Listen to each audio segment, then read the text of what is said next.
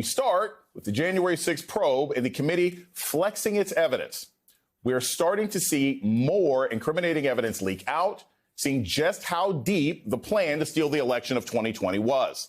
Newly revealed text messages obtained by CNN show Senator Mike Lee and Congressman Chip Roy going right to Mark Meadows in full support of those false claims of fraud being pushed by Trump and the MAGA team. NBC News has not reviewed these text messages. Senator Lee telling Meadows, quote, exhaust every legal and constitutional remedy at your disposal. Congressman Roy saying, quote, we need ammo. We need fraud examples. We need it this weekend. Those attitudes didn't last long. These Republicans grew skeptical and weary of these bogus claims once no evidence could be provided. And there was zero evidence. These newly revealed texts show the lawmakers expressing concern over the plans to overthrow the election by November. Senator Lee writing to Meadows, quote, if you want senators to object, we need a strong evidentiary argument, i.e., you need more people. Trump didn't have that because his claims about election fraud were false. His team continued to press forward with the alternative electors plot. Senator Lee on January 3rd warning Meadows, quote, this will end badly for the president unless we have the Constitution on our side and unless these states submit new slates of Trump electors pursuant to state law. We do not. Even noting, quote, I have grave concerns with the way my friend Ted is going about this effort. Remember, Ted Cruz objected to the electoral count, but Lee voted to certify the results in favor of Biden. So did Congressman Roy, who told Meadows on January 6th, quote, this is an S-word show. We know what he was saying. Fix this now. Senator Lee's spokesperson telling CNN he has been, quote, fully transparent, and Meadows has not responded. This explosive evidence emerging as we learn about the contentious interview Trump loyalist and White House aide Stephen Miller had with the January 6th committee. Two committee insiders describing the 8-hour interview was, quote unquote, heated at times. Miller invoked executive privilege when asked about his discussions with Trump, including a phone call that White House records show he had with the former impeached president the morning of January 6th. And on the speech he wrote for Trump moments before the riot, Miller was pressed on the word we in this part. We're going to walk down, and I'll be there with you. We're going to walk down. We're going to walk down anyone you want, but I think right here we're going to walk down to the Capitol because you'll never take back our country with weakness. Sounds a lot like inciting a riot to me. Maybe, I don't know. I'm nuts. Miller denying Trump was trying to incite the crowd to action. On Trump's false claims of ballot fraud and a fake stolen election, Miller said, quote, argued that the election had been stolen, claiming that there were several examples of fraud. Here's Trump's guy still insisting to the committee there was widespread fraud.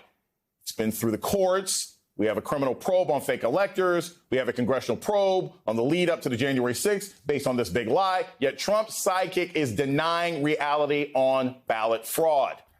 Talk about this. Joining me now is former acting U.S. Solicitor General Neil Katyal and former Watergate prosecutor Jill Wine-Banks. Thank you. Two of the smartest people I could ask about this. So, Neil, I'm reading through most of this new information from CNN. And I've seen plenty of screenshots from text messages, friends going back and forth, who canceled on dinner, et cetera, et cetera. I don't know that that's always evidence. It could be in an argument. But how much can any of these text messages be used by the Department of Justice? We know that it's bad and it exposes what the Republicans were trying to do. But what can DOJ do with these text messages with the case that they're currently pursuing?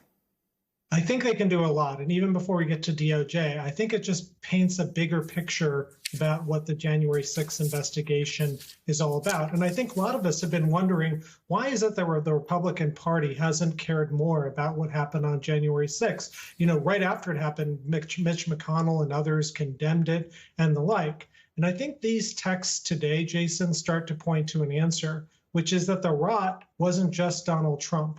It goes to many leaders in their party. I mean, Mike Lee just voted against Ketanji Brown Jackson for the Supreme Court because, get this, he said she wouldn't uphold the Constitution. I mean, my God.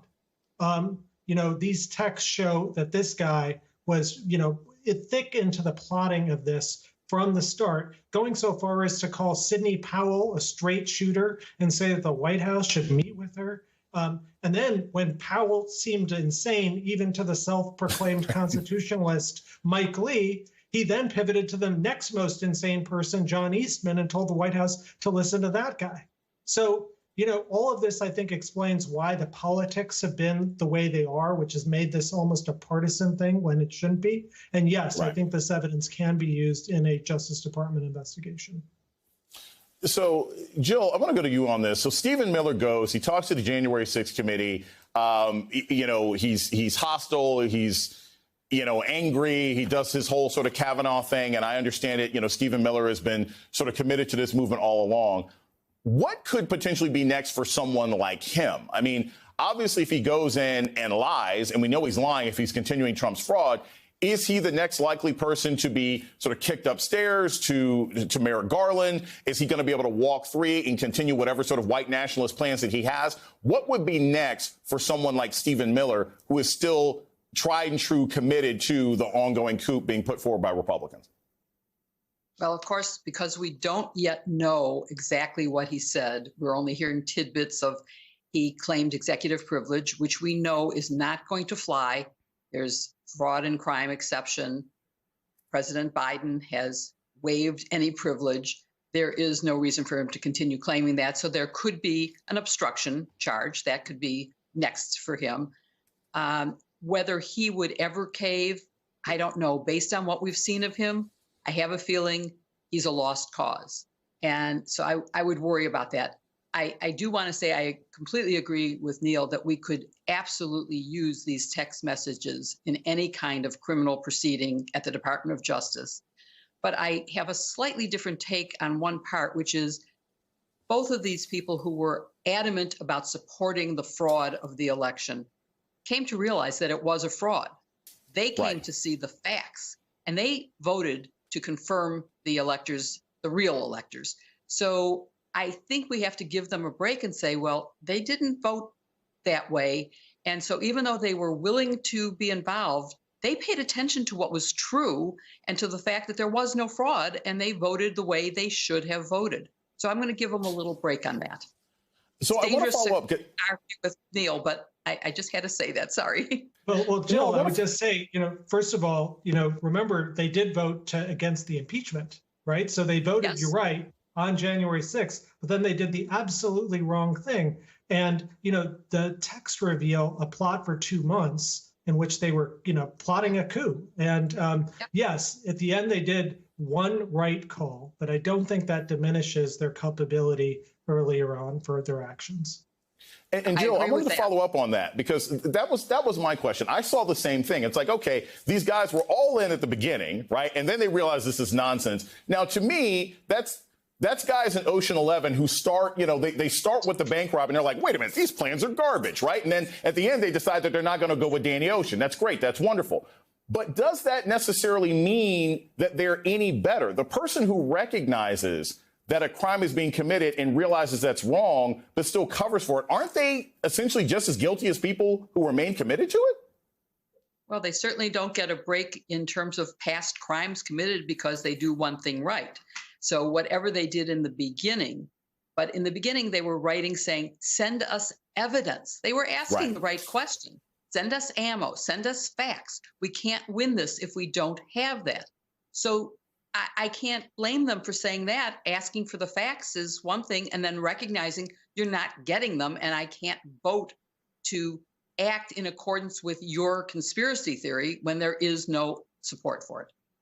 But Jill, I think that they went, I was just going to say, I think they went further than just simply saying, oh, tell me the facts and then I'll make a determination.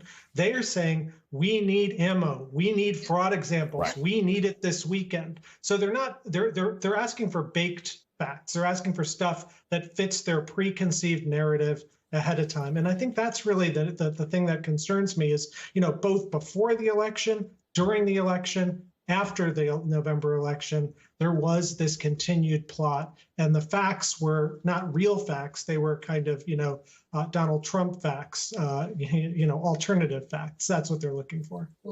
So Neil, I want to ask you this because I want to say this real quick, Joe, because Neil's bringing up something that I think is key to a lot of the viewing audience. And a lot of when I talk to people who don't do this for a living, who aren't brilliant, experienced lawyers, they hear this. They see there's text messages now. They see evidence after evidence after evidence that you've got members of the House and Senate who were complicit in this, who are part of the planning and the plotting. But they're also seeing nobody is walking around in an orange jumpsuit. Nobody's been taken out in handcuffs. Why is this taking so long when we have so much, at least circumstantial evidence that suggests that members of Congress may have been complicit in this coup attempt? Why hasn't Merrick Garland called in more members of Congress? Or maybe he has and we just haven't heard about it. Where do you think we are on that, Neil? We don't know, but my sense is it probably hasn't gotten to that stage in the investigation yet. I hope that I take the Attorney General at his word that he's going to go where the facts lead him. Obviously, this is something that has to be done in the most careful, meticulous of manners, which is, of course, Merrick Garland's modus operandi. So my hope is that it is happening, that it will happen. You're absolutely right, Jason. The facts already are so damning. The Congressional Committee, the January 6th committee, filed a brief in federal court in January that said basically, we believe the evidence shows that Donald Trump committed various felonies, and then laid it out. And then Judge Carter, a very respected judge in California, agreed and said it is more likely than not that Donald Trump committed these various federal felonies.